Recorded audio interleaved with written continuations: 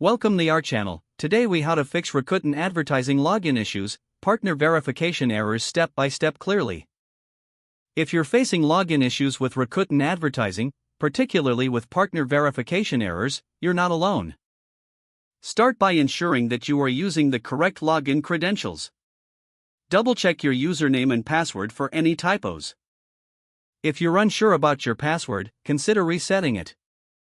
To reset your password, click on the Forgot Password link on the login page. Enter your registered email address to receive a password reset link. Follow the instructions in the email to create a new password. Once you've updated your password, return to the login page. Enter your username and the new password to log in. If you continue to experience issues, check your internet connection.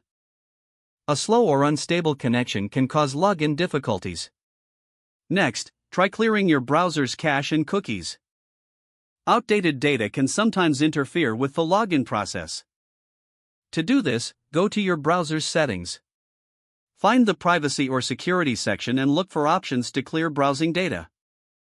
After clearing the cache, restart your browser and attempt to log in again. If you still encounter verification errors, ensure that you are accessing the correct site. Visit the official Rakuten Advertising website to avoid phishing sites.